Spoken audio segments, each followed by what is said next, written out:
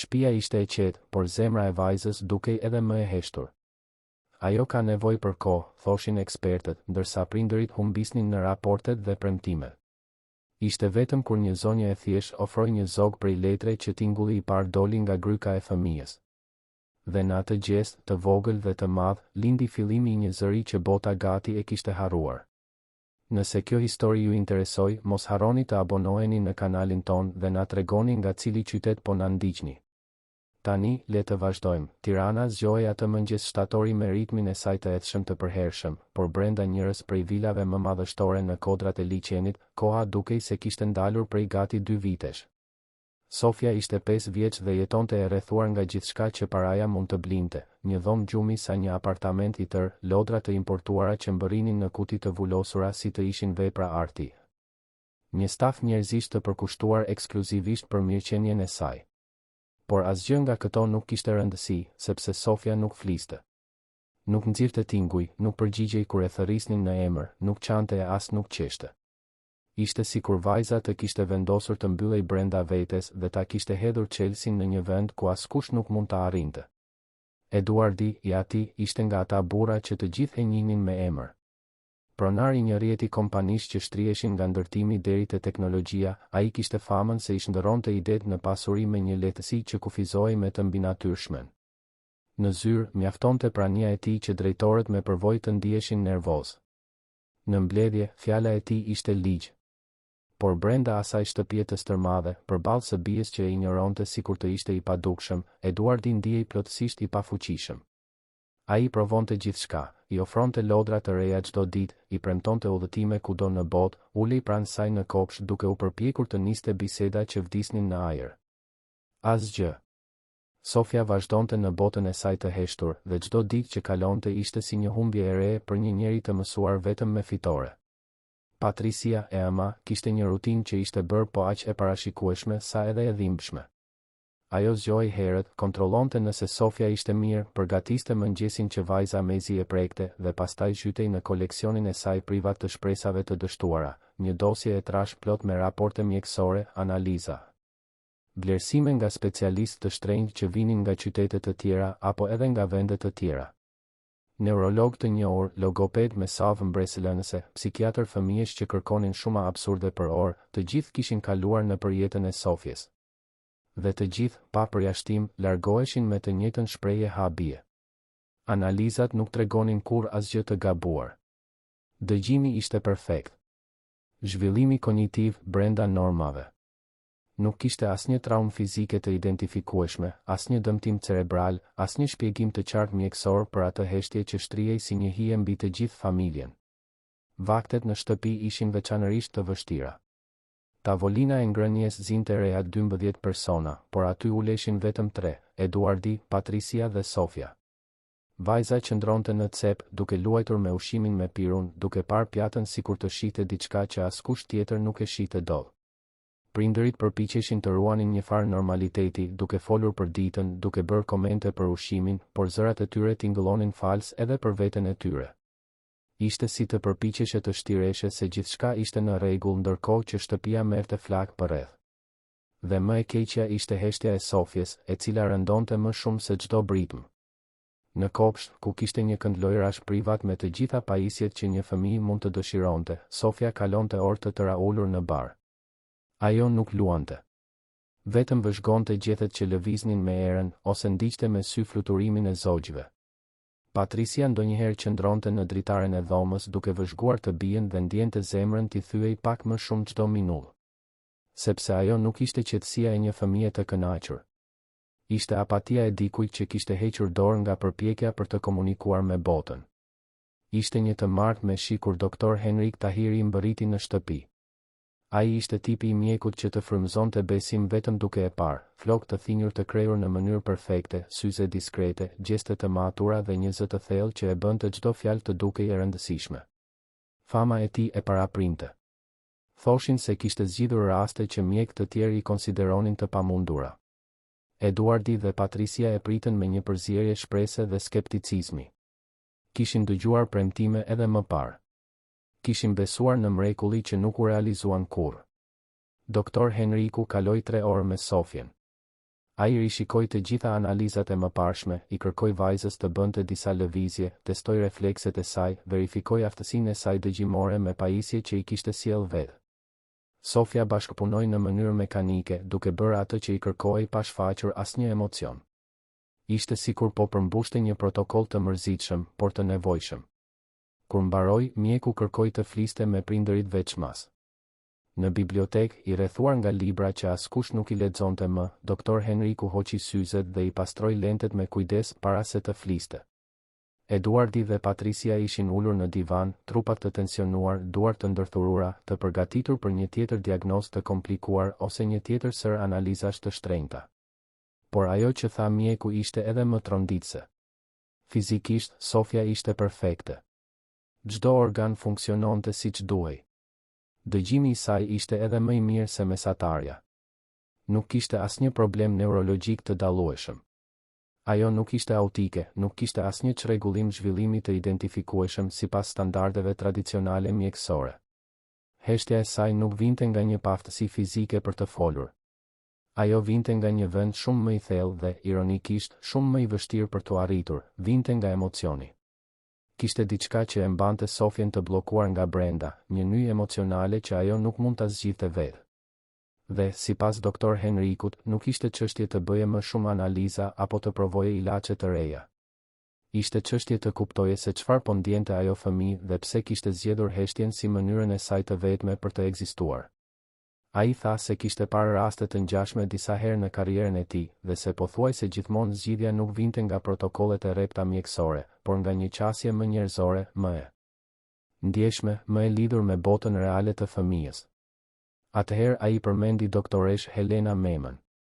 Ajo nuk ishte lloji i profesionistes që Eduardi dhe Patricia ishin mësuar të konsultonin. Nuk kishte një klinik luksoze në një rrugë kryesore, nuk kërkonte shuma astronomike për seancë, nuk ishte e famshme në qarqet e larta të Tiranës. Helena punonte me terapi ndihmore dhe emocionale, duke përdorur metoda që shumë mjek tradicional i konsideronin jo ortodokse: muzikë, art, kontakt me natyrën, përvoja nga jeta e përditshme reale. Ajo besonte se disa fëmijë mbylleshin sepse jetonin në mjedise emocionalisht sterile, ku gjithçka ishte e kontrolluar, e programuar, e mbrojtur në ekstrem. Dhe se shërimi, në këto raste, nuk vinte nga më shumë kontroll, por nga më pak. Patricia ishte e para që e pranoi idenë. Jo sepse besonte domosdoshmërisht se do të funksiononte, por sepse ishte e dëshpëruar. Ajo nuk dinte më se çfarë të bënte, nuk kishte më forca për të vazhduar atë kërkim të pafund për përgjigje që nuk vinin kurrë. Nëse kishte një shans, sado i vogël, ajo ishte e gatshme ta provonte. Eduardi rezistoi më shumë. Ai ishte njeri i rezultateve konkrete, i metodave të provuara, i shifrave dhe statistikave. Ideja për t'i dorëzuar të bien kujdesit të dikujt që punonte me muzikë dhe vizatim në vend të ilaçeve dhe terapive tradicionale i dukej shumë e rrezikshme. Por thellë, aty ku nuk i pëlqente të shikonte, Eduardi e dinte se ndoshta një pjesë e problemit ishte pikërisht mënyra se si jetonin, gjithmonë duke u përpjekur të kontrollonin gjithçka, gjithmonë duke e mbrojtur Sofien nga çdo shqetësim. Gjithmonë duke u siguruar që ajo të kishte më të mirën e gjithçkaje, por pa ndaluar kurrë të pyesnin nëse ajo vërtet kishte nevojë për gjithë ato. Doktoresha Helena mbërriti një të enjte pasdite. Ajo nuk erdhi me makinë të importuar, nuk solli çantë lëkure italiane, nuk vishte rroba firmato. Mbërriti me taksi, me një çantë cope shumë ngjyrshe të varur në supë, flokët të mbledhur në një topuz të thjeshtë dhe një buzëqeshje që nuk gjykonte askën. Patricia e priti në derë me një farë ankthi. Helena ishte kaq e ndryshme nga të gjithë profesionistët e tjerë që kishin kaluar andej. Ajo nuk bëri pyetje për historinë mjekësore të Sofjes, nuk kërkoi të shihte analizat, nuk donte të dinte detaje për zhvillimin e vajzës. Thjesht pyeti, ku rri zakonisht Sofia? Ato shkuan në kopsht. Sofia ishte në vendin e saj të zakonshëm, ulur në bar, duke parë në boshllë. Helena nuk u prezantua, nuk u përpoq t'i tërhiqte vëmendjen vajzës në mënyrë të beftë. Ajo thjesht ul në tokë disa metra larg, hapi çantën e saj dhe nxori një flautë të vogël, artizanal, të bërë nga bambuja. Dhe filloi të luante. Ishte një melodi e thjeshtë, e butë, pa nxitim. Nuk ishte muzikë klasike apo këngë e njohur për fëmijë. Ishte thjesht tingull që rrifte natyrshëm, duke mbushur hapësirën pa e pushtuar. Patricia vëzhgonte nga larg me zemrën të shtrënguar. Dhe atëherë ndodhi diçka që ajo nuk e kishte parë prej kaq shumë kohësh sa pothuajse e kishte harruar si ishte. Sofia ktheu kokën. Nuk ishte një lëvizje e menjëhershme, nuk ishte dramatike. Ishte thjesht një fëmijë që dëgjonte një tingull që i interesonte dhe kthehej për të parë se nga vinte. Por për Patricin, ai gjest vlente më shumë se të gjitha raportet mjekësore të ruajtura në dosje. Sepse ishte jetë. Ishte reagim. Ishte Sofia që thoshte, pa fjalë, se ende kishte dikush aty brenda, duke dëgjuar. Helena vazhdoi të luante për disa minuta, pastaj e futi flautin në çantë dhe mori shkumsa me ngjyra. Filloi të vizatonte në tokë, pranë vendit ku ishte ulur. Vizatime të thjeshta, një shtëpi, një pemë, një diell. Sofia vëzhgonte. Helena pastaj i shtyu shkumsat në drejtim të vajzës, jo si një sfidë apo një urdhër, por si një ftesë. Dhe Sofia, pas sekondash të gjata hezitimi, mori një shkumës të verdhë. Nuk vizatoi ende asgjë, thjesht e mbajti shkumësin, duke ndier teksturën e tij, ngjyrën e tij të gjallë në pëllëmbën e dorës. Seanca zgjati më pak se një orë. Helena u përshëndet thjesht, duke premtuar se do të kthehej të nesërmen. Patricia donte të dinte se çfarë mendonte, çfarë diagnoze kishte bërë, çfarë plani trajtimi do të propozonte. Por Helena vetëm buzëqeshi dhe tha se ishte ende herët për konkluzione. Se duhej ta njihte më mirë Sofien, të kuptonte botën e saj para se të përpiqej ta ndryshonte. Dhe se, për momentin, më e rëndësishmja ishte që vajza kishte shfaqur interes për diçka. Kishte kthyer kokën, kishte marrë shkumësin. Ishin hapa të vegjël, por ishin hapa. Vizitat e Helenës u bën të përditshme. Dhe dalë nga dalë, një rutinë ndryshme filloi të vendosej. Ajo nuk ndiqte një orar të rrept, nuk kishte listë ushtrimesh për t'u kryer. Çdo ditë ishte ndryshe. Ndonjëherë ajo sillte instrumente të thjeshta muzikore. Herë të tjera, plastelin. Një pasdite, solli fara dhe i mësoi Sofjes si të mbillte në një vazo. Vajza vazhdonte pa folur, por kishte filluar të ndërvepronte. Ajo imitonte gjestet e Helenës, merrte objektet që i ofroheshin, madje arriti të bënte diçka të ngjashme me një buzëqeshje kur arriti të bënte një top të përsosur plasteline. Dhe pastaj filluan vizatimet. Sa herë që Helena i jepte letër dhe lapsa Sofjes, vajza vizatonte të njëjtën gjë. Çdo herë. Ishte një vizatim i thjeshtë, pothuajse primitiv, një shtëpisë e vogël, një figurë njerëzore pranë saj, një portë. Ajo vizatonte me një intensitet pothuajse obsesiv, duke përsëritur të njëjtat vija, të njëjtën kompozitë. Helena e vëzhgonte këtë me vëmendje në rritje. Nuk ishte një shkaravinë e rastësishme. Ishte komunikim i koduar. Sofia po përpiqej të thoshte diçka përmes atyre vizatimeve, por askush nuk e kishte deshifruar ende kodin. Një pasdite me diell të fortë, ndërsa Sofia vizatonte shtëpizën e saj për herë të 10 ose të 15, ndodhi diçka e papritur. Vajza ndaloi së vizatuari befas, ngriti kokën dhe mbeti duke parë fiksuar përtej murit të lartë që rrethonte kopshtin. Nga ana tjetër, vinte zhurma e fëmijëve që luanin. Kishte një shkollë publike aty pranë dhe ishte ora e pushimit. Të qeshura të larta, britma lojrash, ajo zallama i tipike e fëmijërisë së lirë. Sofia u ngrit dhe eci drejt murit. Nuk mund të shihte mbi të, por qëndroi aty, e palvizur, duke dëgjuar. Dhe pastaj bëri diçka që e vuri Helenën në gatishmëri, tregoi me gisht jashtë, drejt zhurmës së fëmijëve, dhe pastaj tregoi veten. Helena e kuptoi para Patricis, e cila e shihte skenën nga veranda. Ajo fëmijë nuk donte lodra më të shtrenjta apo më të sofistikuara. Ajo nuk kishte nevojë për më shumë terapi brenda atij kopshti të përsosur dhe të izoluar. Sofia donte njerëz. Donte zhurmë të vërtet, jetë të vërtet, lidhje të vërtet. Ajo jetonte në një kafaz të artë dhe heshtja e saj ishte, ndoshta, e vetmja formë që kishte gjetur për të protestuar kundër atij izolimi elegant por mbytës. Atë natë, Helena bisedoi gjatë me Eduardin dhe Patricin. Ajo ishte e drejtë për drejtë, por e sjellshme.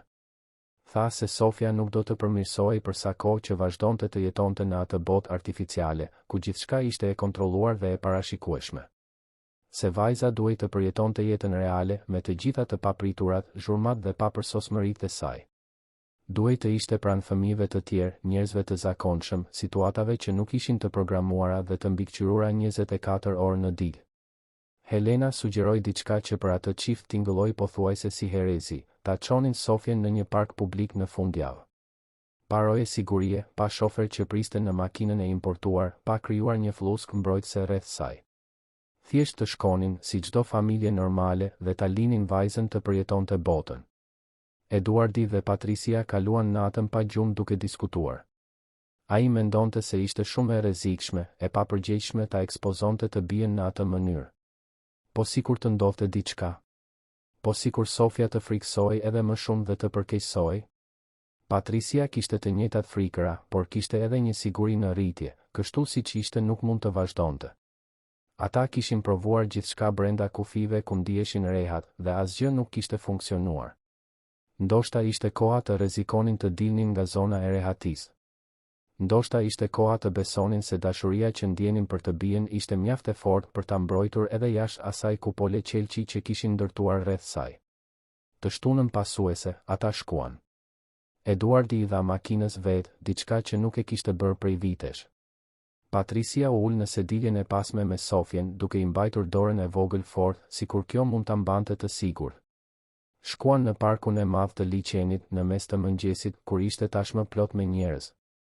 Fëmijë që vraponin, familje që bënin piknik, shitës ambulant, ciklist, patinator, ajo përzierje kaotike dhe e gjallë që është shenja dalluese e Tiranës në fundjavë. Kur dolën nga makina dhe Sofja vuri këmbët në tokën e parkingut, diçka ndryshoi në fytyrën e saj. Nuk ishte e menjëhershme, nuk ishte e dukshme. Por Patricia, e cila njihte çdo shprehje të së bijës, e vuri re. Sytë e Sofjes ishin më të gjallë. Ajo shikonte përreth me një intensitet të ndryshëm, sikur po zgjohej nga një gjumë shumë i gjallë. Zhurma, që për Eduardin dhe Patricin dukej shurduese pas heshtjes së kontrolluar të vilës, për Sofjen dukej si muzikë. Të qeshura që shpërthenin pa paralajmërim, biseda të mbivendosura, muzikë nga bokse të vogla, thirrje shitësish, të gjitha këto së bashku formonin një simfoni urbane dhe të papërsosur që vajza e thithte sikur të ishte e etur. Ata ecën ngadalë nëpër shtigjet e parkut. Sofja nuk vrapoi drejt lodrave, nuk kërkoi të ngiste biçikletën, nuk shfaqi interes për kioskat. Ajo vëzhgonte njerëzit. Qëndronte e palvizur duke parë fëmijët e tjerë që luanin, çifte të kapur për dore, grupe miq që qeshnin me zë të lartë, të moshuar që luanin domino nën pemë. Ishte sikur po studionte një gjuhë të huaj që kishte ekzistuar gjithmonë, por që askush nuk ishte munduar t'ia mësonte. Dhe ishte kur po kalonin pranë një stoli afër liçenit që pangruan.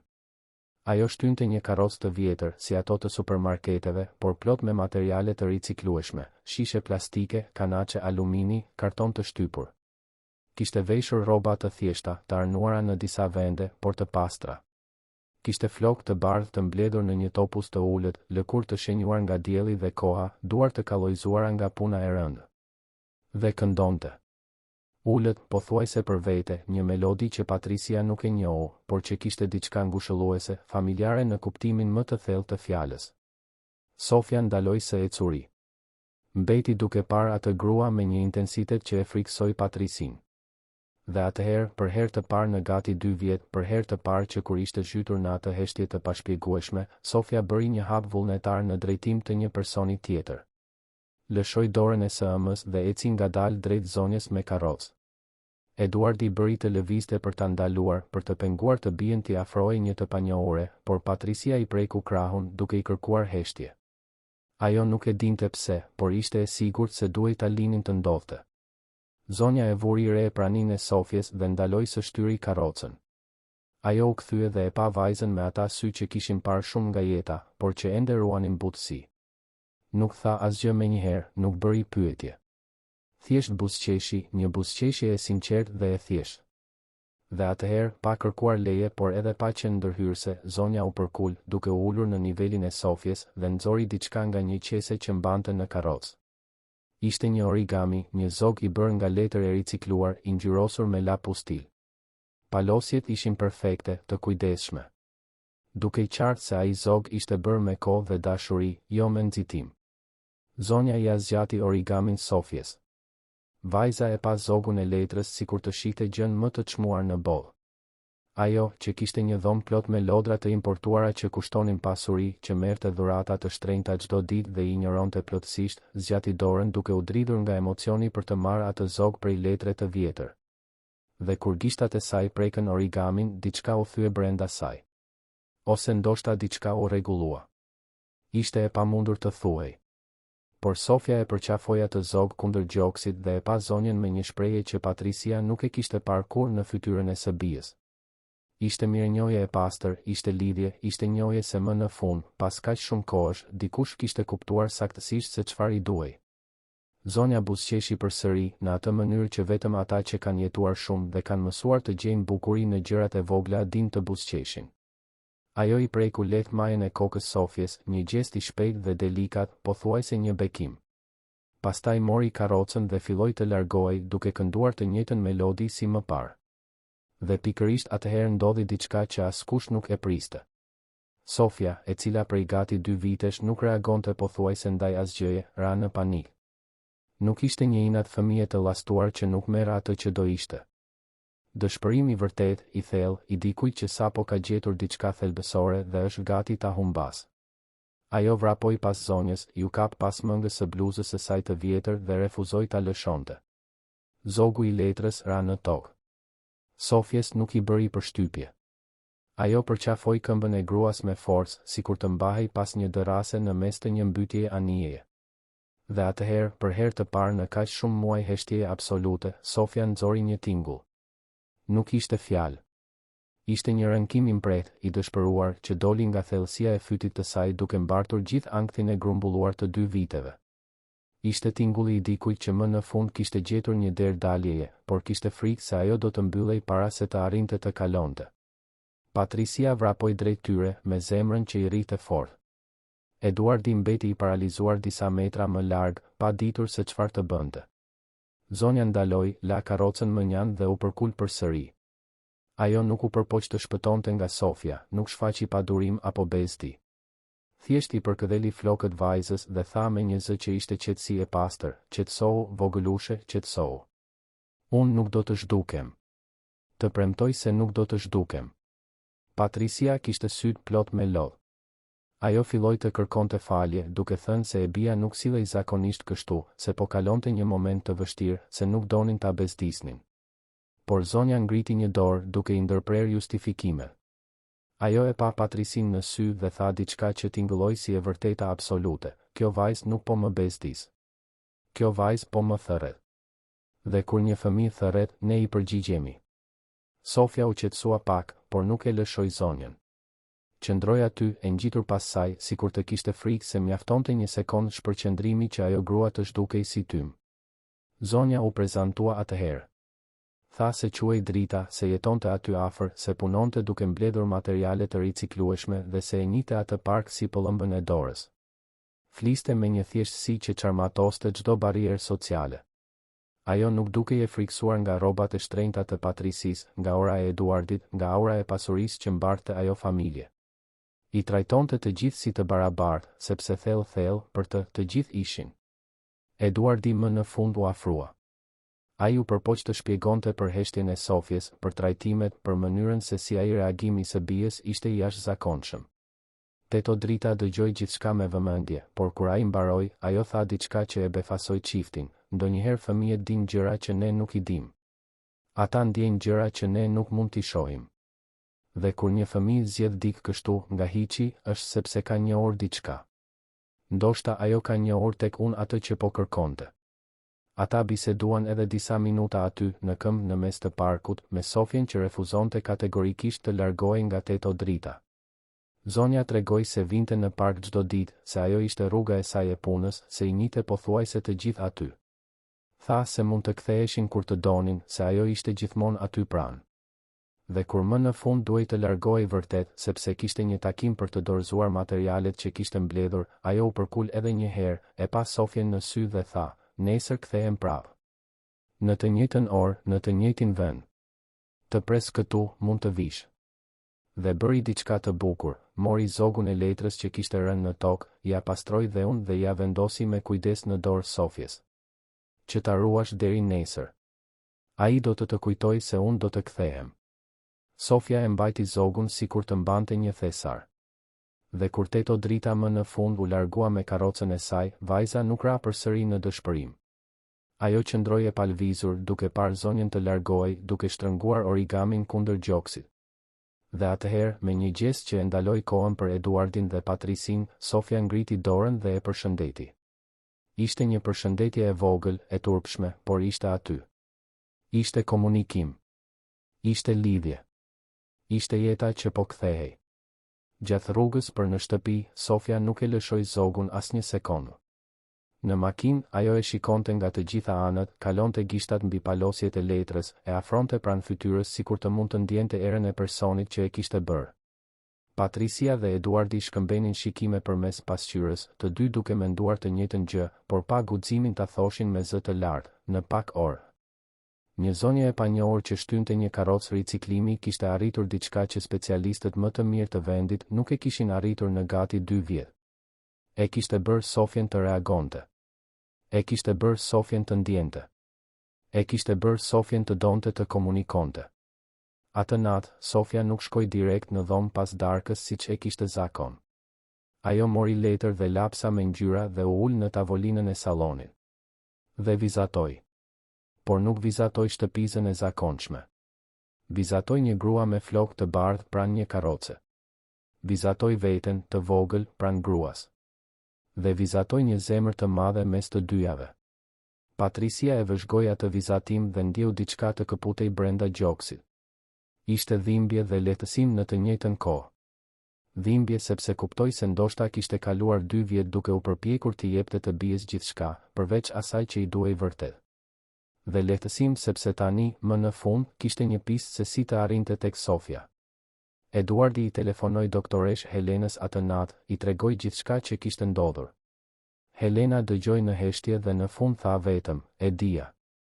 Kur ajo tregoi me gisht jashtë atij muri, e dija se kjo ishte ajo që po kërkonte. Dik real. Dik që nuk kishte frikë të ishte i thjeshtë. Dik që nuk përpiqej ta rregullonte, por vetëm ta pranonte. Dhe ju e gjetët atë person. Të dielën, ata u kthyen në park edhe para orës së caktuar. Eduardi kishte anuluar një mbledhje të rëndësishme. Patricia kishte anuluar një dregë bamirësie. Asgjë nuk kishte më rëndësi përveç të ishin aty kur të arrinte Teto drita. Sofia ishte e shqetësuar në një mënyrë që ata nuk e kishin parë kurrë. Ajo ecte sa andej këtej, shikonte vazhdimisht në drejtimin nga ku zonja ishte shfaqur një ditë më parë, mbante zogun e letrës si një hajmali. Dhe kur më në fund pan Teto dritën të vinte me karrocën e saj, Sofia u lëshua me vrap. Vrapoi me aq shpejtësi sa Eduardi mezi e ndoqi. Dhe u hodh në krahët e zonjës sikur të kthehej në shtëpi pas një udhëtimi të gjallë. Teto drita e priti me të njëjtën qetësi si gjithmonë. E përqafoi Sofjen, i puthi majën e kokës dhe i tha, të thash që do të kthehesha. Teto drita gjithmonë e mban premtimin. Dhe pastaj bëri diçka të papritur. Nxori nga xhepi një tjetër origami, këtë herë një kotele. Tha se kishte kaluar natën duke e bërë, duke menduar për vajzën që ishte kapur pas këmbës me aq forcë. Se kishte ndjerë se duhej të kthehej me një dhuratë të re.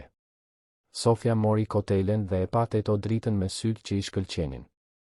Nuk ishte vetëm gëzim. Ishte njohje e thellë, sikur shpirti i saj po thoshte, jeti ty po të prisja. Ata qëndruan së bashku për gati 2 orë.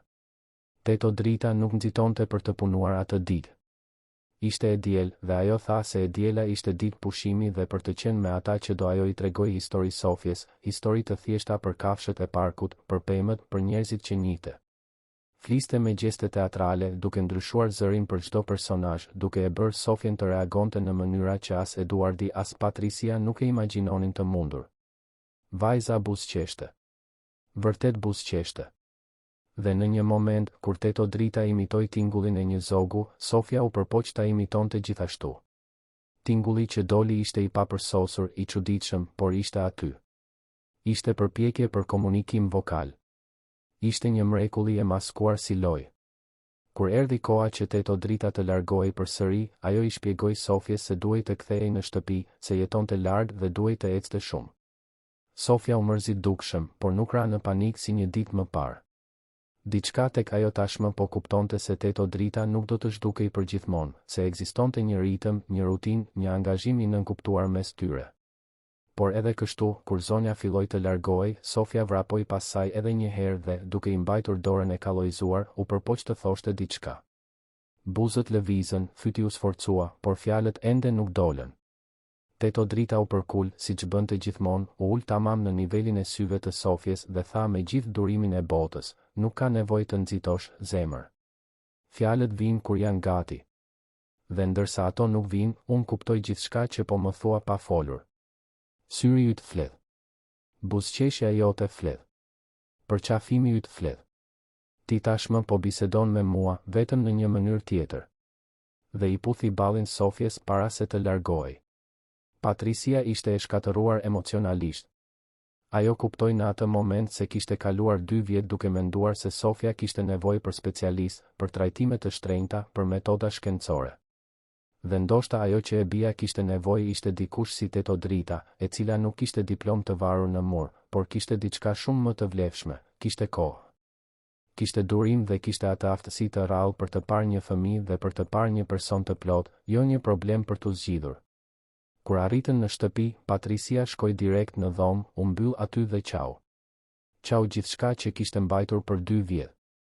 Qau nga lehtësimi, nga faji, nga shpresa, nga frika. Eduardi qëndroi jashtë derës, pa ditur se çfarë të thoshte, sepse edhe ai po i ndjente të gjitha këto. Në ditët në vijim, rutina ndryshoi plotësisht. Çdo pasdite, pa përjashtim, ata shkonin në park për të kërkuar Teto Dritën. Ndonjëherë ajo ishte aty, ndonjëherë jo. Kur ishte, Sofia kalonte orë të tëra pranë saj, duke e vëzhguar ndërsa zonja mblidhte materiale të riciklueshme, duke ndihmuar siç mundte, duke marrë shishe të vogla dhe duke i vendosur në karrocë me kujdes. Sikur ajo të ishte gjëja më e rëndësishme në botë. Kur Teto Drita nuk ishte, Sofia mërzitej, por nuk binte më në panik. Ajo priste. Mbante origamit e saj prej letre dhe priste për takimin e radhës. Ishte në një nga këto pasdite, kur po kërkonin Teto Dritën dhe nuk e gjenin, që një luleshitse që punonte aty pranë vuri re lëvizjen. Ajo pa Sofjen që kërkonte qartësisht dik, pa ankthin e vajzës dhe u afrua. Pyeti nëse po kërkonin Teto Dritën. Patricia konfirmoi dhe luleshitësia buzëqeshi me dashuri. Tha se e njihte Teto Dritën prej vitesh, se ajo ishte një figurë shumë e dashur në atë zonë. Se nuk ishte vetëm mbledhëse. Ishte shumë më tepër se kaq. Luleshitësia tregoi se Teto Drita ishte si gjyshja e gjithë lagjes. Se ajo strehonte fëmijë që nuk kishin ku të shkonin, se ndihmonte nënat që nuk kishin me këtë linin fëmijët ndërsa punonin, se u mësonte detyrat e shtëpisë atyre që kishin nevojë, se u çonte materiale shkollore familjeve pa mundësi. Se tregonte histori në sheshe dhe parqe, se ishte një prani e vazhdueshme në jetën e dhjetëra fëmijëve të varfër të asaj zone të Tiranës. Ajo nuk e bënte këtë përpara, sepse nuk merrte asgjë. E bënte sepse i pëlqente, sepse i kuptonte fëmijët, sepse kishte një dhunti natyrale për të qenë me ta. Dhe pastaj luleshitësia tregoi diçka që bëri Patrisin të ndjente se toka po i ikte nga këmbët. Teto Drita kishte pasur një vajzë shumë vite më parë. Një vajzë të bukur, plot jetë, që kishte qenë drita e syve të saj. Por vajza ishte sëmurur ende fëmijë, një sëmundje e rëndë, nga ato që mjekësia jo gjithmonë arrin t'i mposhtë. Dhe Teto Drita e kishte humbur të bien në moshën 6 vjeçare. Ishte shkatëruar, pa kuptim, pa mundur të vazhdonte përpara. Derisa një ditë kuptoi se dashuria që ndjente për të bien nuk kishte vdekur, ishte aty brenda saj, e plot, duke pasur nevojë për një vend ku të shkonte. Dhe filloi t'ua kushtonte këtë dashuri fëmijëve të tjerë. Të gjithë fëmijët që i dilnin përpara merrnin një pjesë të asaj dashurie që Teto Drita nuk arriti t'ia jepte të bijës së saj deri në fund. Ajo zbulim ndryshoi gjithçka. Papritur u bë e qartë pse lidhja mes Sofjes dhe Teto Dritës kishte qenë kaq e menjëhershme, kaq e thellë. Nuk ishte vetëm empati. Nuk ishte vetëm mirësi. Ishte njohje e ndërsjellë. Sofia, e cila jetonte në heshtje duke kërkuar dikë që mund ta kuptonte pa kërkesa, pa presion, pa pritshmëri të pamundura. Dhe Teto Drita, e cila kishte një boshllëk në formën e një vajze brenda gjoksit dhe që shite në çdo fëmijë një shans për të mbajtur gjallë dashurinë që nuk arriti ta jepte plotësisht. Ato ishin takuar sepse kishin nevojë për njëra tjetrën. Ishte kaq e thjesht dhe e thellë. Eduardi dhe Patricia filluan ta kërkonin Teto dritën me edhe më shumë vendosmëri. Pyetën disa njerëz në park, lanë porosi tek luleshitësja, tek shitësi i kokoshkave, tek kushdo që e njihte zonjën. Dhe më në fund zbuluan se Teto drita shkonte zakonisht të shtunave në mëngjes në një shesh të vogël në anën tjetër të qytetit, afër vendit ku jetonte. Një shesh i thjesht, pa lodra të sofistikuara, vetëm disa stola dhe një pemë e madhe. Aty ajo mblidhte një grup fëmijësh të lagjes dhe u tregonte histori. Të shtunën pasuese, ata shkuan atje. Udhëtuan më shumë se një orë duke përshkuar Tiranën, duke dalë nga zona e pasur dhe duke hyrë në një lagje modeste, me shtëpi të thjeshta, rrugë pa asfalt të përsosur, tregti të vogël, njerëz punëtor. Patricia u ndje e huaj në atë mjedis, jo sepse gjykonte, por sepse kuptoi se sa larg jetonte nga ai realitet, sa shumë kishte krijuar një flusk rreth familjes që i izolonte jo vetëm nga rreziqet, por edhe nga jeta reale, pulsuese. E papërsosur dhe e bukur që ndodhte në rrugët e qytetit ku jetonin. Kur arritën në shesh, skena që pan ishte rrëqethse. Teto drita ishte ulur në pemën e madhe, e rrethuar nga të paktën 10 fëmijë të moshave të ndryshme. Disa kishin rroba të arnuara, të tjerë ishin zbathur, por të gjithë e shikonin me një vëmendje totale. Ajo tregonte një histori për një flutur që nuk dinte të fluturonte dhe që u ndihmua nga një vemje. Bënte zëra të ndryshëm, gjeste të gjera, ndryshonte shprehjen e fytyrës për çdo personazh. Fëmijët qeshnin, bënin pyetje, ndërvepronin. Ishte një mësim humanizmi i maskuar si tregim historish. Sofia e pa Teto dritën nga larg dhe e gjithë fytyra e saj u ndriçua. Ajo lëshoi dorën e Patricis dhe vrapoi. Vrapoi me gjithë forcën që kishte në këmbët e vogla, vrapoi sikur jeta e saj të varej nga kjo. Dhe kur arriti tek Teto drita, u hodh në krahët e saj me aq intensitet sa pothuajse i rrëzoi. Teto drita e përqafoi, e befasuar dhe e lumtur, dhe tha, "Shiko kush erdhi. Mikja ime e veçantë." Fëmijët e tjerë shikonin me kureshtje. Disa u afruan, e prekën Sofjen, e pyetën për emrin. Dhe Teto drita, me atë mençuri të thjeshtë që vjen vetëm nga përvoja e jetës, bëri prezantime.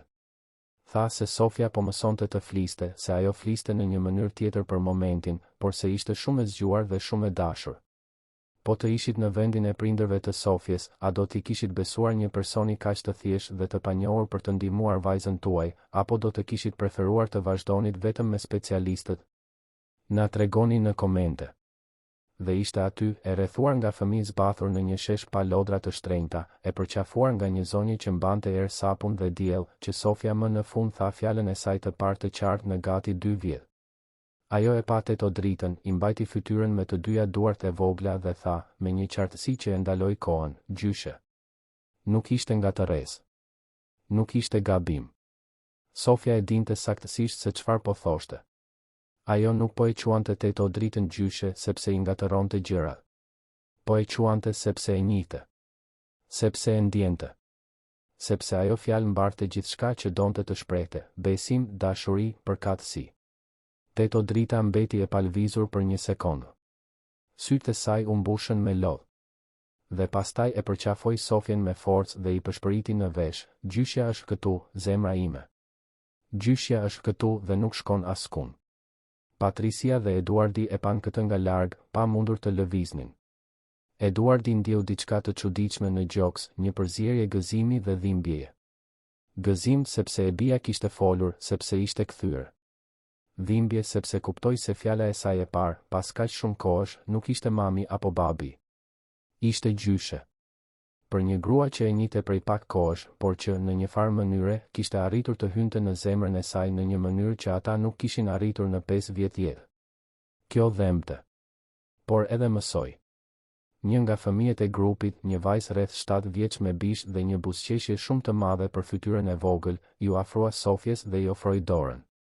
Tha se quhej Julia dhe e pyeti nëse Sofia donte të luanin me kapërcyell. Dhe Sofia, duke parë Julian me ata sy që ende po mësonin të komunikonin, tha një fjalë tjetër, "Po." 2 fjalë radhazi. Gjyshe dhe po. Pas 2 vitesh heshtjeje absolute, Sofia sapo kishte prodhuar 2 fjalë të plota, të qarta, me qëllim. Nuk ishin fjalë të rastësishme. Ishin zgjedhje. Ishin deklarata. Dhe Teto drita e kuptoi para të gjithëve. Ajo i pa Patrisin dhe Eduardin me lot që i rridhnin në përfaqe dhe tha, me një siguri të qetë, ajo nuk ishte e sëmur. Ajo po priste. Po priste të ndiheje sigurt. Po priste të gjente njerëz të vërtetë. Po priste dashuri pa kushte. Dhe tani e gjeti. Fëmijët vrapuan në përshesh dhe Sofia shkoi me ta. Ajo pengoi, rrëzoi, ngrihej duke qeshur. I bëri pis rrobat e shtrenjta me dhe.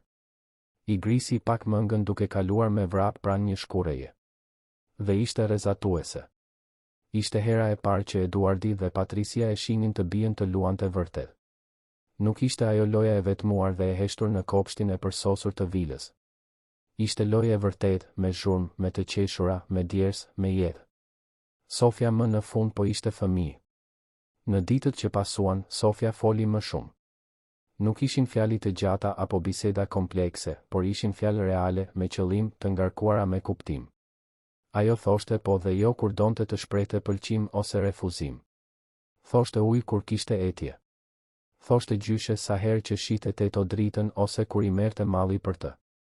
Dhe, dalë nga dalë, filloi të provonte edhe fjalë të tjera. Bukur, kur shite një lule. Dua, kur dëshironte diçka. Faleminderit, kur merrte diçka. Ishte sikur çdo fjalë të ishte një arritje, një shkallë që e ngjiste me mundim, por edhe me gëzim. Doktoresha Helena ndiqte gjithçka me vëmendje klinike, por edhe me emocion të sinqertë. Ajo u tha Eduardit dhe Patricis se ajo që po ndodhte me Sofien nuk ishte vetëm zhvillim i gjuhës. Ishte rindërtim emocional.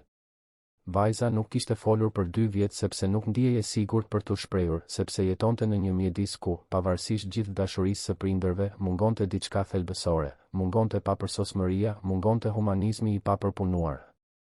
Mungonte rreziku dhe bukuria e takimit të sinqert me tjetrin. Dhe Teto Drita i kishte sjell të gjitha këto. Ajo nuk ishte e përsosur, nuk kishte metodë shkencore, nuk premtonte rezultate. Ajo thjesht donte. Dhe ndonjëherë, tha Helena, dashuria pa teknik funksionon më mirë se teknika pa dashuri. Eduardi po kalonte një transformim të heshtur por të thellë.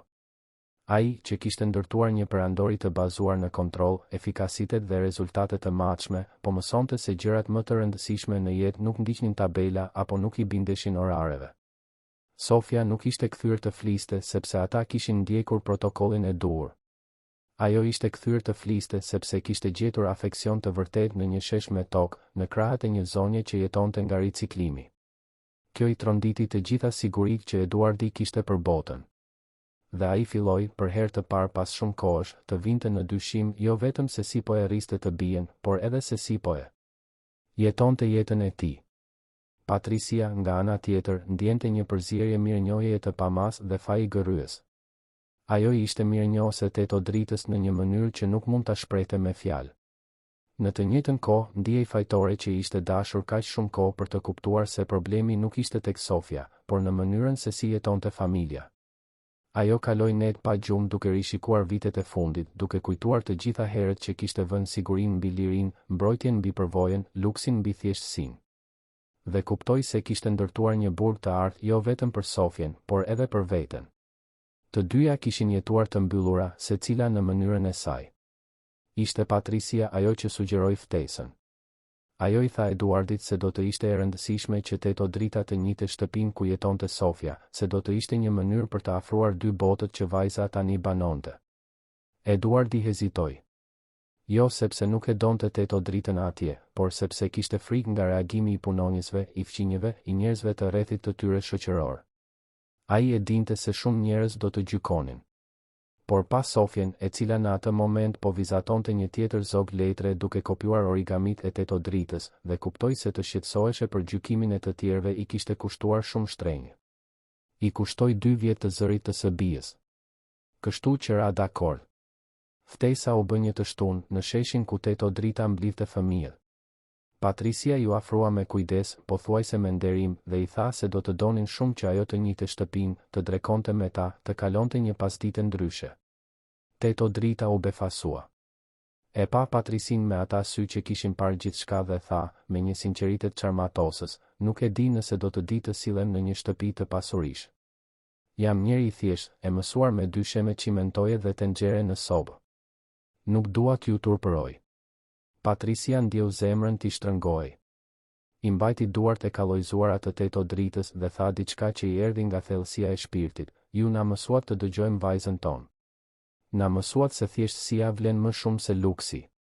Na mësuat se dashuria nuk ka nevojë për ambalazh të shtrenjtë. Nëse dikush duhet të ndiej turp këtu, jemi ne që u vonuam kaq shumë për ta mësuar këtë. Ju lutem, pranoni. Sofia ka nevojë që ju të jeni e pranishme në të gjitha vendet e jetës së saj. Dhe ne gjithashtu kemi nevojë." Teto Drita pranoi. Dhe të dielën pasuese, në orën 3 pasdite, ajo mbërriti në vilën në kodrat e liçenit. Nuk erdhi me taksi apo Uber. Erdhi në këmbë, sepse kishte marrë 2 autobus dhe kishte ecur pjesën tjetër të rrugës. Kur i ra ziles në portën e lartë të asaj shtëpie që më shumë i ngjante një pallati të vogël, gati sa nuk hoqi dorë. Gati sa nuk u kthye prapa, duke ndjerë se nuk i përkiste asaj bote. Por pastaj mendoi për Sofjen, për ata sy të vegjël që kishin shkëlqyer aq shumë kur e pan për herë të parë, dhe mori frym thellë. Po e bënte këtë për vajzën.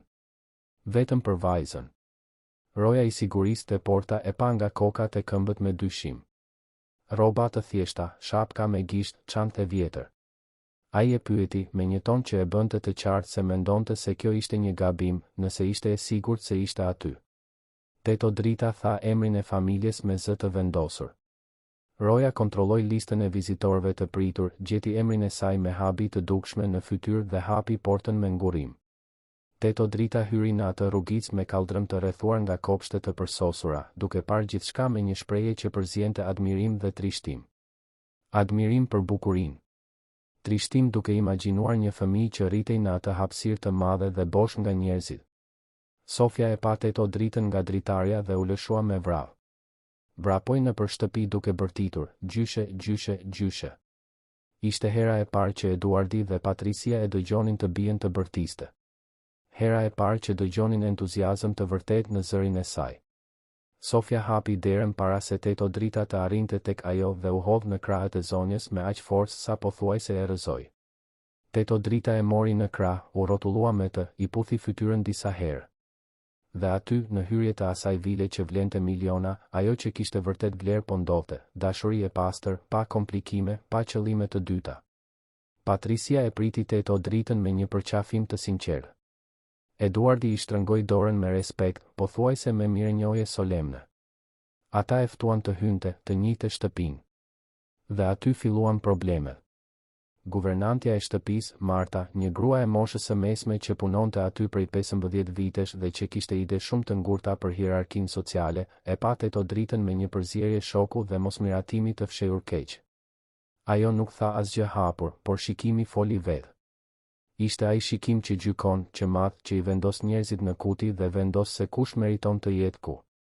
Marta bëri që mos ta ndiqte Teto Dritën nëpër shtëpi, sikur po e vigjilonte për t'u siguruar që asgjë të mos prekej apo të merrej.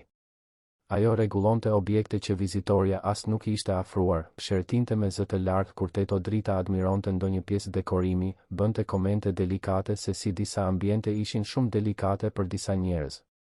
Patricia e vuri re dhe u zemërua. Por ishte Sofia ajo që reagoi vërtet. Kur Teto Drita u ul në divanin e sallonit dhe Marta, me një mirësjellje të rreme dhe helmuese, sugjeroi se ndoshta do të ishte më mirë të ulej në karriget e verandës sepse divani ishte i importuar dhe shumë i çelët. Sofia u vendos mes guvernantes dhe Teto Dritës. Vajza, e cila kishte kaluar 2 vjet pa thënë asnjë fjalë, e cila nuk ishte imponuar kurrë apo nuk kishte mbrojtur askënd, shtriu krahët si një mburoj dhe tha, me zë të vendosur dhe të qartë: "Jo. Gjyshe e mirë." Heshtja që pasoi ishte e tensionuar dhe zbuluese. Marta u skuq, me sikletit dhe indinjatës. Eduardi e pa guvernanten me një ftohtësi që ajo nuk e kishte parë kurrë më parë dhe tha, me një ton që nuk pranonte kundërshtim: "Teto Drita është e ftuar e kësaj familjeje. Ajo do të ulet ku të doj, do të hajë çfarë të doj dhe do të trajtohet me të njëjtin respekt që meriton çdo person në këtë shtëpi.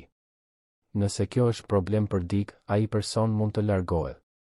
Marta mërmëriti një justifikim pa bindje dhe doli nga salloni.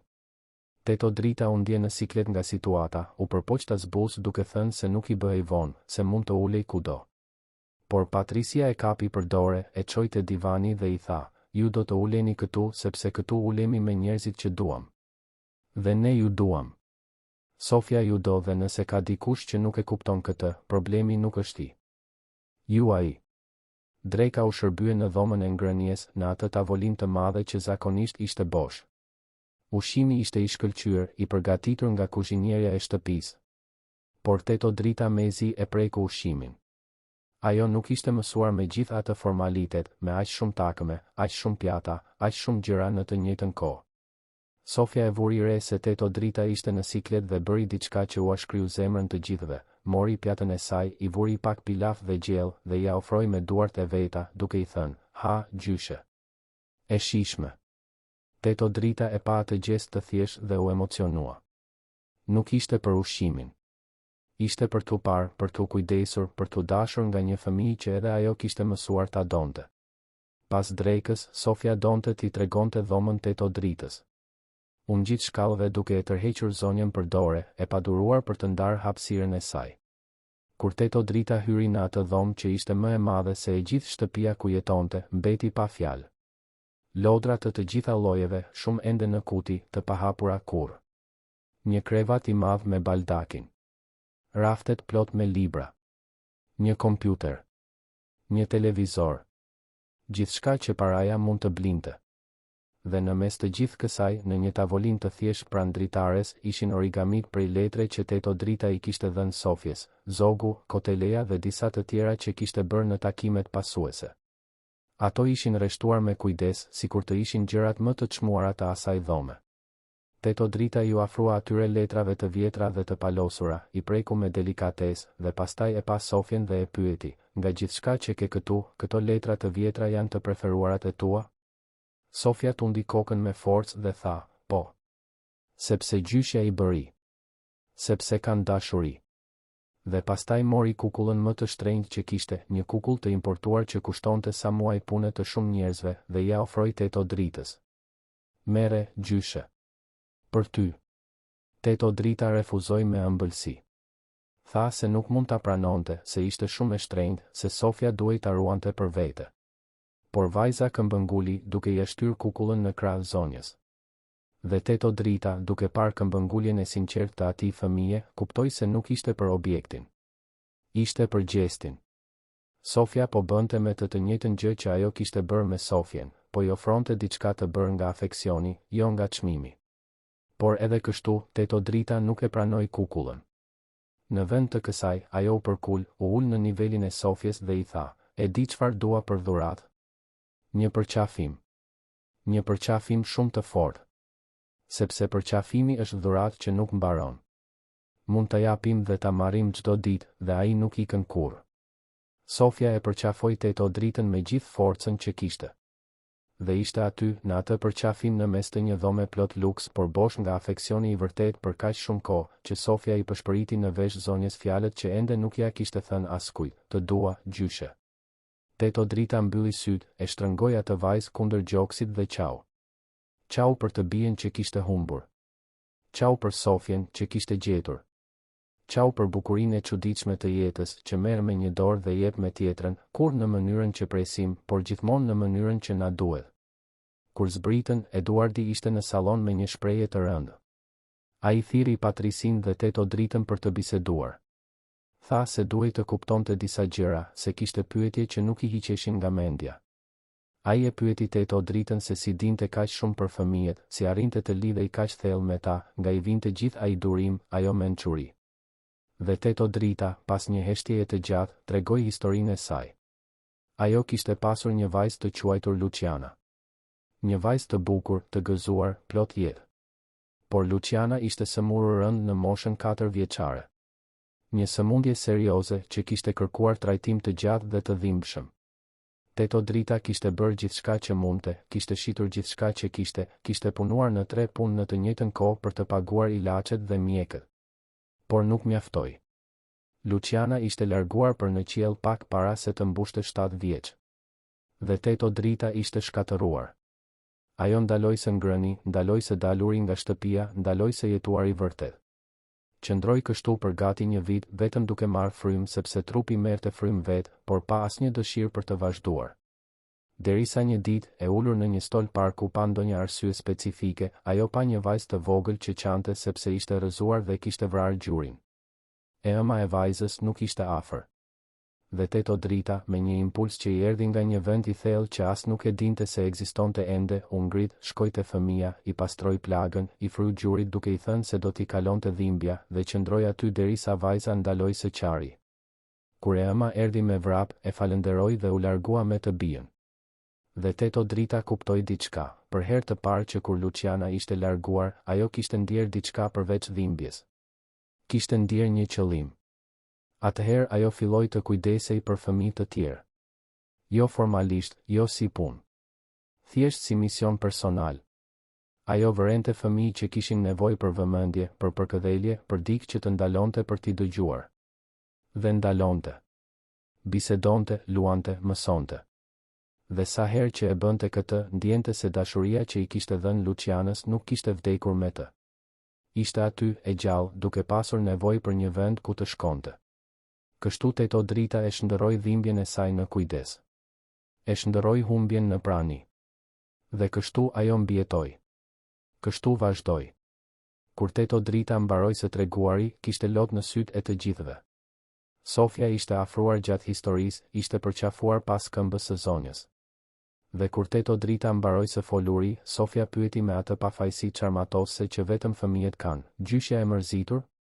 Teto Drita i përkëdheli flokët dhe u përgjigj, kam qenë shumë e mërzitur.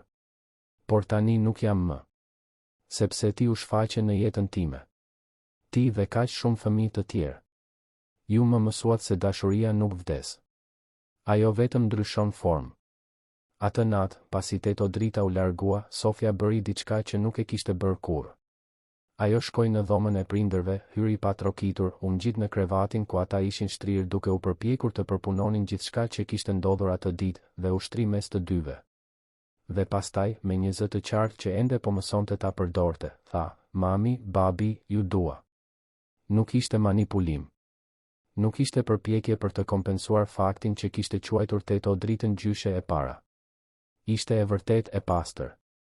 Sofia po thoshte se tani, pasi kishte gjetur Teto Dritën, pasi kishte mësuar se ishte e sigurt të hapej, ajo mund të shprehte dashurinë që e kishte ndier gjithmonë, por nuk dinte si ta tregonte. Eduardi e përqafoi të bijën dhe qau. Për herë të parë para saj, ai i la lotët të rridhnin pa u përpjekur t'i mbante. Dhe tha diçka që duhej thënë prej shumë kohësh, më fal, Sofia. Më fal që u vonova kaq shumë për të kuptuar se çfarë të duhej. Më fal që u përpoqa ta blej lumturinë tënde në vend që ta ndërtoja bashkë me ty. Patricia gjithashtu qau, gjithashtu kërkoi falje, gjithashtu premtoi se do të ishte ndryshe që atëherë e tutje. Dhe ishte ndryshe. Ditët që pasuan sollën ndryshime të thella. Eduardi filloi të dilte më herët nga puna për të qenë në shtëpi në kohën e darkës. Patricia anulloi angazhime shoqërore që nuk kishin kuptim dhe filloi të kalonte pasditet e tëra me Sofjen, jo vetëm duke e mbikëqyrur, por duke luajtur vërtet, duke biseduar, duke jetuar. Dhe Sofia, çdo ditë, fliste më shumë. Nuk ishte vetëm fjalori që rritej. Ishte besimi. Ishte dëshira për të komunikuar. Ishte gëzimi për t'u kuptuar. Ishte Sofia ajo që bëri kërkesën e pazakontë kur po afrohej ditëlindja e saj e 6. Patricia e pyeti se çfarë feste donte, duke pritur të dëgjonte për ndonjë temë princeshash apo personazhesh për fëmijë. Por Sofia tha diçka që askush nuk e priste, dua festë në shtëpinë e gjyshe Dritës. Me fëmijët e sheshit. Dua tortë të thjeshtë dhe lojra të vërteta. Nuk dua klon të kontraktuar apo dekor të shtrenjtë. Dua festë njerëzish, jo revistash. Eduardi dhe Patricia pan njëri tjetrin. Kjo ishte plotësisht në kundërshtim me gjithçka që kishin planifikuar të bënin kur e bia më në fund të ishte në gjendje të festonte një ditëlindje të vërtetë. Por pan Sofjen, pan sigurinë në fytyrën e saj dhe ran dakord. Teto Drita u befasua nga kërkesa, u përpoq të thoshte se shtëpia e saj ishte shumë e vogël, shumë e thjeshtë. Por Sofia këmbënguli. Tha se aty donte të ishte. Aty do të ishte e lumtur. Dhe Teto Drita, pa mundur të rezistonte atyre syve lutës, pranoi. Festa e ditëlindjes së Sofjes u mbajt një të shtunë me diell nëntori. Shtëpia e Teto Dritës ndodhej në një rrugicë të ngushtë të kombinatit, larg kodrave të liçenit ku jetonte familja. Ishte një shtëpi e vogël, e thjeshtë, me 2 dhoma të vogla, një sallon që shërbente edhe si kuzhinë dhe një obor të vogël me tokë me një zorr uji në cep. Nuk kishte pishin, nuk kishte kopsht të sofistikuar, nuk kishte asgjë nga ato me të cilat Sofia ishte mësuar. Por kur vajza zbriti nga makina dhe pa të shtëpi, fytyra e saj u ndriçua sikur të arrinte në vendin më magjik në botë. Fëmijët e sheshit ishin tashmë aty. Julia, vajza me bish që kishte qenë e para që e kishte ftuar Sofien të luanin, e kishte ndihmuar Teto Dritën të varte flamuj letre shumë ngjyrëshe në obor. Fëmijët të tjerë kishin sjell vizatime që i kishin bërë posaçërisht për Sofien. Dekori ishte i gjithë i bërë me materiale të ricikluara, shishe plastike të pikturuara ishin bërë vazo, copa kartoni ishin bërë postera me mesazhe të dashura të shkruara me lapustil, tapa shishesh ishin bërë lule plastike. Ishte e thjeshtë, ishte kreative, ishte bërë me duar dhe me zemër. Ishte gjithçka që një festë duhet të ishte. Torta ishte me çokoladë, e bërë nga një fqinje e Teto Dritës që kishte duar të arta për brumëra. Nuk kishte 3 kate apo krem të sofistikuar. Ishte e rumbullakët, e thjeshtë, e mbuluar me krem çokolate dhe sheqerka shumë ngjyrëshe. Por kur ndezën 6 qirinj dhe të gjithë kënduan shumë urime për ty për Sofien, të pasintonuar dhe të gëzuar, vajza qau nga lumturia. Qau sepse për herë të parë në jetë po bënte një festë të vërtetë, e rrethuar nga njerëz të vërtetë, duke marrë dashuri të vërtetë. Nuk ishte spektakël. Ishte festim. Patricia dhe Eduardi ishin plotësisht jashtë zonës së tyre të rehatisë. Ata kishin ardhur me një makinë të shtrenjtë në një rrugë ku makinat ishin të vjetra dhe biçikletat shpesh ishin i vetmi transport. Fqinjet shikonin me kureshtje, disa me dyshim. Por Teto Drita i prezantoi të gjithë me natyrshmëri. Kjo është Teto Roza, që bën tortën më të mirë në zonë. Ky është zoti Anton, që rregullon biçikleta dhe gjithmonë i ndihmon fëmijët. Kjo është Jessica, nën e 3 fëmijëve, që punon si pastruese dhe ende gjen kohë të mësoj punëdore në kishë. Çdo person kishte një histori, një luftë, një dinjitet që nuk kishte nevojë për një mbiemër të rëndësishëm apo një llogari bankare të majme për të ekzistuar. Sofia mori dhurata të thjeshta dhe perfekte.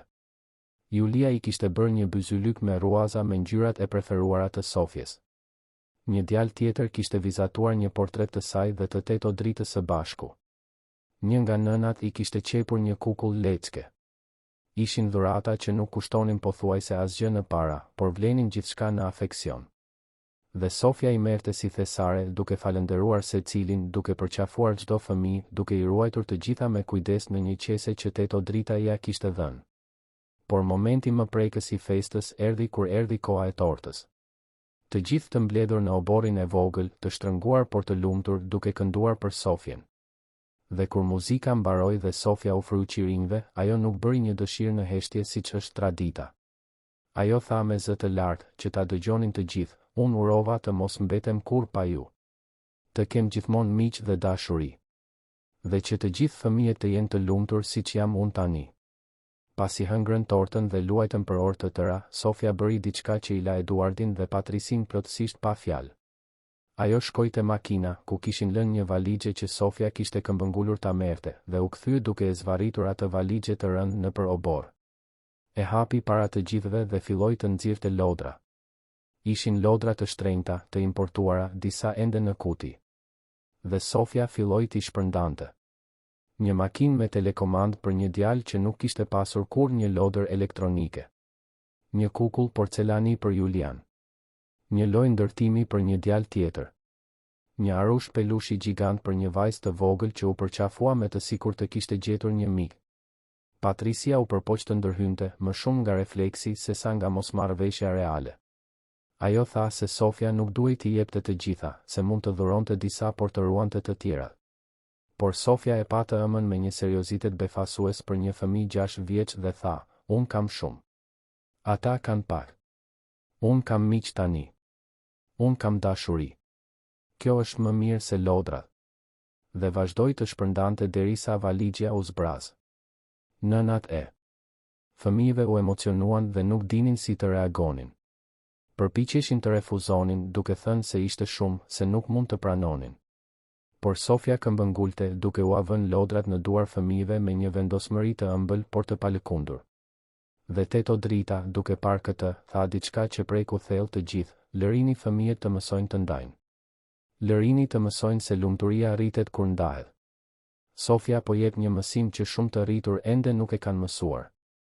Eduardi qëndroi aty duke parë të bien të shpërndante lodra që ai kishte bler duke menduar se ishin zgjidhja për gjithçka, dhe kuptoi se Sofia sapo i kishte dhënë mësimin më të madh të jetës së tij.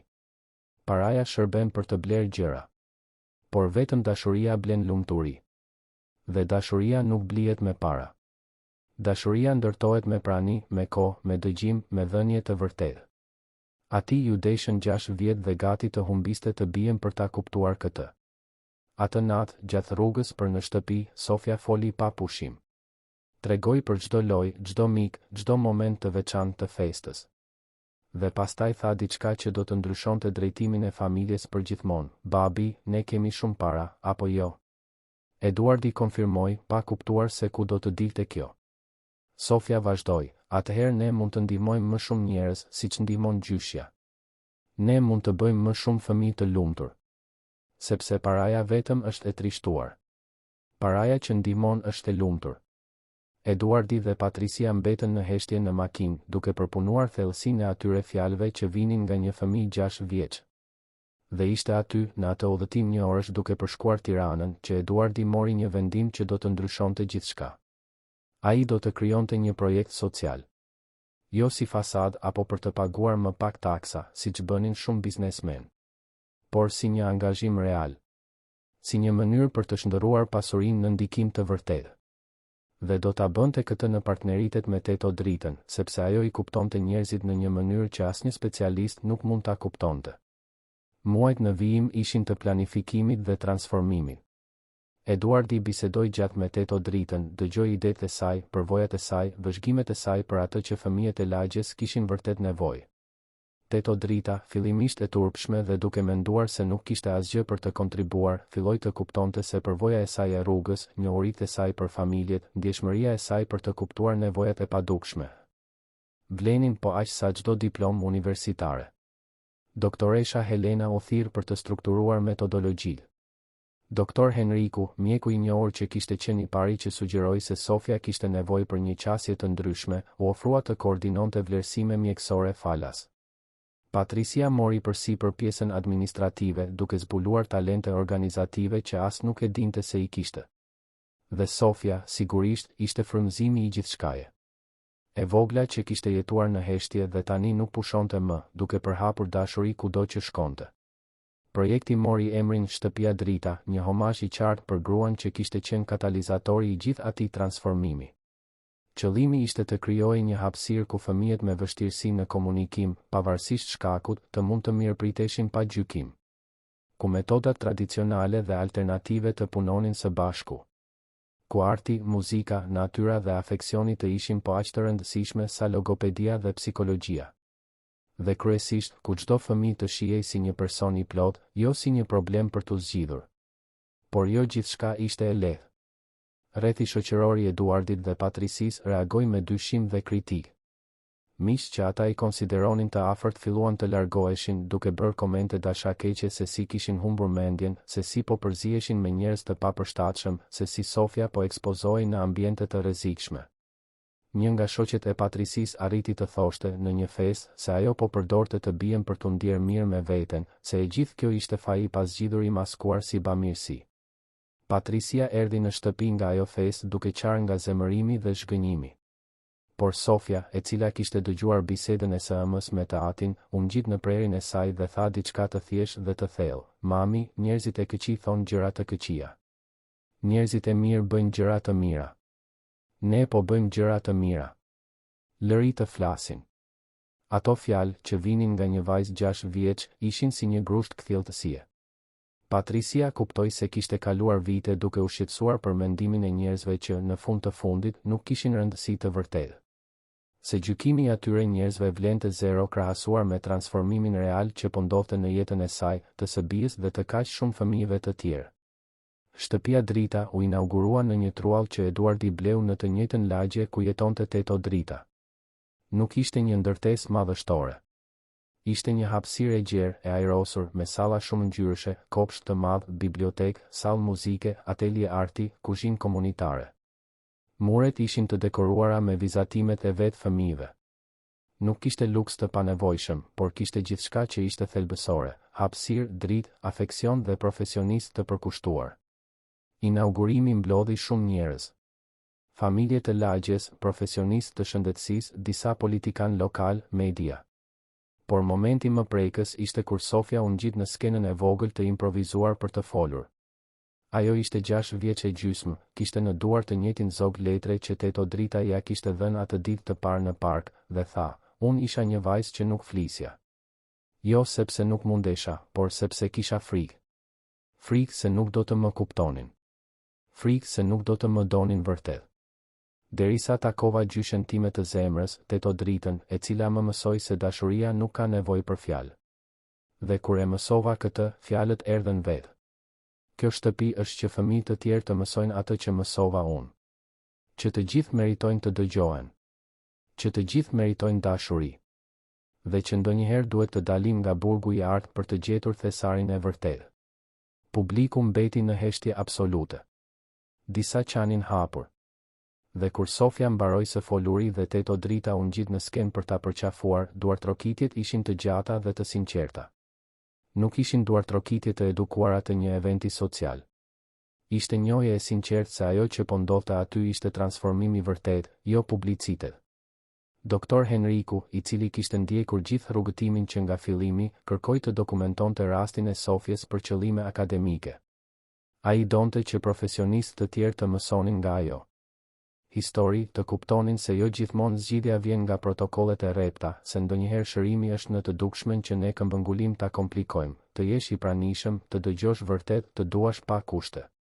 Regjistrimi i dëshmisë së Sofjes, i bërë me autorizim dhe mbikëqyrje të kujdesshme, u bë viral kur u shpërnda në rrjetet sociale dhe kanalet e divulgimit shkencor. Por nuk u bë viral si kuriozitet apo argëtim.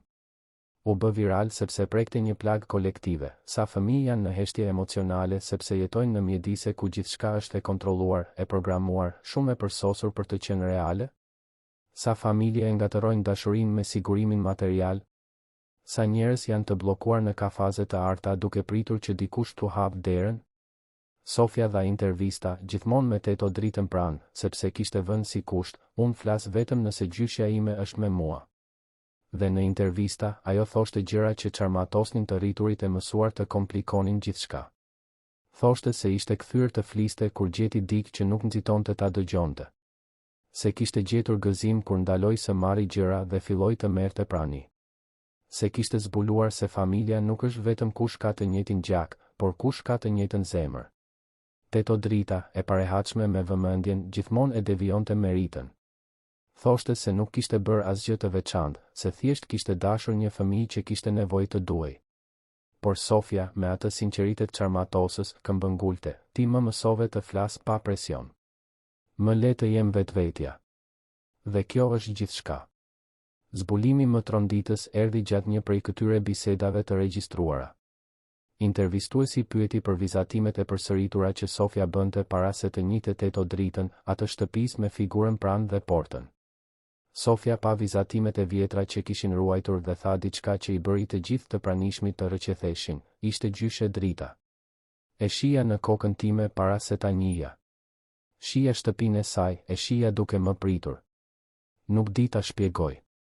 Por e dija se kishte dikush si ajo në bollë. Vetëm po prisja ta gjeja." Doktor Henriku, nga pikpamja shkencore, e quajti këtë të jashtëzakonshme. Doktoresha Helena e quajti lidhje të thellë njerëzore. Teto Drita e quajti misteri bukur i jetës. Eduardi dhe Patricia e quajtën mrekulli e përditshme. Secili e interpretoi në mënyrën e vet, por të gjithë ishin dakord, kishte diçka në atë histori që të i kalonte shpjegimet racionale. Bëhej fjalë për shpirtra që njiheshin. Për dashurinë që gjente rrugën edhe kur gjithçka dukej e pamundur. Vitet kaluan. Shtëpia Drita u bë një referencë në Tiranë, duke shërbyer qindra fëmijëve. Sofia u rrit pa e humbur thjeshtësinë që kishte mësuar nga Teto Drita. Ajo shkonte në leksione, evente, universitete, duke folur për historinë e saj. Por gjithmonë kthehej në sheshin e kombinatit, ku ulej me fëmijët në tokë dhe luante, vizatonte, dëgjonte. Ajo kishte mësuar se transformimi i botës fillon me transformimin e një zemre në të njëjtën kohë. Eduardi ndryshoi plotësisht mënyrën e tij të jetesës. Vazhdoi të ishte një biznesmen i suksesshëm, por mësoi ta maste suksesin ndryshe. Suksesi nuk ishte më vetëm madhësia e pasurisë. Ishte sa jetë kishte arritur të ndikonte pozitivisht. Ishte të arrinte në shtëpi dhe të kishte kohë reale për familjen. Ishte të shihte të bien dhe të dinte se ajo ishte e lumtur vërtet, jo vetëm e argëtuar me gjëra të shtrenjta. Patricia u bë një aktiviste e heshtur por efektive e kauzave sociale. Ajo përdorte kontaktet e saj, pozicionin e saj, elokuencën e saj për të hapur dyer, për të mbledhur fonde, për t'u dhënë vizibilitet projekteve që bënin ndryshim real. Dhe gjithmonë me teto dritën pranë, sepse kishte mësuar se lidhja autentike mes botëve të ndryshme është më e fuqishme se çdo strategji marketingu social. Teto drita vazhdoi të ishte teto drita. Jetonte në të njëjtën shtëpi të thjeshtë, megjithse Eduardi dhe Patricia i kishin ofruar mijëra herë ta transferonin në një vend më të rehatshëm. Ajo refuzonte gjithmonë, duke thënë se shtëpia e saj kishte kujtime që asnjë rehati nuk mund t'i zëvendësonte. Por pranoi disa ndihma praktike, i rregulluan çatin, i ndëruan mobiljet e vjetra, u siguruan që të kishte gjithçka që i duhej. Dhe teto drita pranoi me mirënjohje, por pa u mahnitur. Ajo e dinte se ato gjëra nuk e përcaktonin. Ajo që e përcaktonte ishte dashuria që përhapte kudo që shkonte. Sofia vazhdoi të rritej. Në moshën 10 vjeç, fliste rrjedhshëm për emocionet, për komunikimin, për rëndësinë e ambienteve të sigurta për fëmijët. Ajo nuk e humbi zërin që kishte rifituar. Përkundrazi, u bë zëri i atyre që nuk kishin. Dhe gjithmonë mbante me vete origamit prej letre që teto drita i kishte bërë në atë takim të parë në park. Ato ishin zbehur, ishin rrudhosur, ishin arnuar disa herë. Por vazhdonin të ishin thesaret e saj më të çmuara. Një herë, në një intervistë, e pyetën Sofien nëse mendonte se historia e saj ishte për tejkalimin. Ajo mendoi për një moment, me atë seriozitet që mbarte që e vogël, dhe u përgjigj, nuk është për të tejkaluar. Është për të gjetur. Unë nuk tejkalova asgjë. Unë gjeta atë që po kërkoja. Gjeta dashuri të vërtetë. Gjeta njerëz të vërtetë. Gjeta vendin tim në botë. Dhe ai vend nuk ishte në një vilë të rrethuar nga lodra të shtrenjta. Ishte në krahët e një zonje që jetonte duke mbledhur mbeturina, por që kishte zemrën më të pasur që kam parë ndonjëherë. Dhe pastaj Sofia tha frazën që u bë motoja e shtëpisë drita, fraza që përmblidhte gjithçka. Ne nuk kemi nevojë për luks për të qenë të lumtur. Ne kemi nevojë për dashuri. Dhe dashuria nuk ka çmim, nuk ka adresë, nuk ka klasë shoqërore. Dashuria thjesht është. Dhe kur e gjejmë, e njohim. Sepse thellë, kjo është ajo që kemi kërkuar gjithmonë. Kthesa më e madhe e gjithë historisë nuk ishte që Sofia u kthye të fliste. Ishte që e gjithë familja mësoi të dëgjonte. Të dëgjonte vërtet. Të dëgjonte jo vetëm me vesh, por me zemër. Eduardi mësoi të dëgjonte nevojën që fshihej pas heshtjes së bijës. Patricia mësoi të dëgjonte ndërgjigjen e saj që i thoshte se kishte ngatëruar mbrojtjen me izolimin. Dhe Sofia mësoi të dëgjonte zërin e saj, atë zë që ishte aty gjatë gjithë kohës, por që arriti të dilte vetëm kur gjeti sigurinë për të ekzistuar. Dhe teto drita? Teto drita mësoi se dashuria që i kishte dhënë të bijës që humbi nuk kishte vdekur. Ajo ishte vetëm transformuar, ishte shumë fishuar, kishte gjetur mira vende të reja për të banuar. Çdo fëmijë që ajo përqafonte mbarte një pjesë të asaj dashurie të përjetshme. Dhe në këtë, në një mënyrë të çuditshme dhe të bukur, e bija e saj Luciana vazhdonte të ishte gjallë. E gjallë në çdo përqafim, në çdo origami letre, në çdo histori të treguar në një pemë, në çdo lot të fshirë, në çdo buzëqeshje të shkëputur nga një fëmijë që kishte harruar si të buzëqeshte. Në fund, historia e Sofjes dhe teto dritës nuk ishte për pasurinë dhe varfërinë. Ishte për humanizmin. Ishte për të kujtuar se të gjithë jemi qenie njerëzore që kërkojmë lidhje, kërkojmë përkatësi, kërkojmë dashuri. Dhe se ndonjëherë takimet më të pamundura janë më të nevojshme. Se ndonjëherë shërimi vjen nga aty ku më pak e presim. Se ndonjëherë, në mes të kaosit të një qyteti të madh dhe të pabarabartë si Tirana, dy shpirtra takohen dhe shpëtojnë njëri tjetrin. Sofia kishte lindur në maj të botës, por gjeti lumturinë vetëm kur zbriti në tokë. Dhe Teto Drita, e cila jetonte në tokë, zbuloi se kishte krah kur një fëmijë i vogël vendosi ta quante gjyshe. Së bashku, ato dëshmuan se transformimi real nuk vjen nga lart poshtë apo nga poshtë lart. Vjen nga zemra në zemër. Dhe kjo nuk respekton gjeografinë sociale, nuk i bindet rregullave të etiketës, nuk i intereson sa para ka secili në bankë. Thjesht ndodh. Dhe kur ndodh, është revolucionare. Vite më vonë, kur e pyetën Eduardin se cili kishte qenë vendimi më i rëndësishëm i jetës së tij, të gjithë prisnin që ai të fliste për ndonjë biznes miliardash, ndonjë blerje strategjike, ndonjë investim të sigurt. Por ai u përgjigj pa hezitim, ishte pranimi për ta çuar vajzën time në park. Ishte lëshimi i kontrollit. Ishte besimi. Dhe ishte shikimi në sytë e një zonje që shoqëria e përbuz dhe njoja tek ajo e personit që do t'i mësonte familjes sime kuptimin e dashurisë së vërtetë. Ky ishte vendimi që shpëtoi jo vetëm vajzën time, por edhe mua. Dhe gjithçka filloi me një origami prej letre të vjetër, të ofruar nga duar të kallojzuara një fëmije që kishte gjithçka dhe nuk kishte asgjë. Një zog i palosur me dashuri, i bërë nga material i hedhur, që tregoi se gjëja më e vlefshme në jetë nuk blihet në asnjë dyqan. Ajo ndërtohet me kohë, me prani, me dhënie. Ndërtohet duke dashur vërtet. Ndërtohet duke qenë njeri i vërtet, duke hequr maskat, duke dalë nga kafazet e arta dhe duke lejuar veten të takosh dhe të takojnë ata që kanë vërtet rëndësi. Të dashur dëgjues, shpresojmë që historia e Sofjes, Teto Dritës dhe gjithë kësaj familjeje t'ju ketë prekur thellësisht zemrën. Nëse u emocionuat me këtë rrugëtim transformimi dhe dashurie të vërtet, klikoni butonin pëlqej, abonohuni në kanal për të mos humbur asnjë histori dhe na tregoni në komente se çfarë ju preku më shumë në këtë rrëfim. Ishte takimi i papritur në park? Ishte guximi i familjes për të ndryshuar? Ishte mençuria e thjeshtë e Teto Dritës? Apo ishte forca e një fëmije që gjeti zërin e saj përmes dashurisë? Çdo ditë, ne sjellim histori intensive si kjo, që zbulojnë anën më të thellë dhe të vërtetë të shpirtit njerëzor, histori që na kujtojnë se çfarë ka vërtet rëndësi në jetë. Ju presim në episodin e ardhshëm me një tjetër rrëfim që do t'ju prekë zemrën.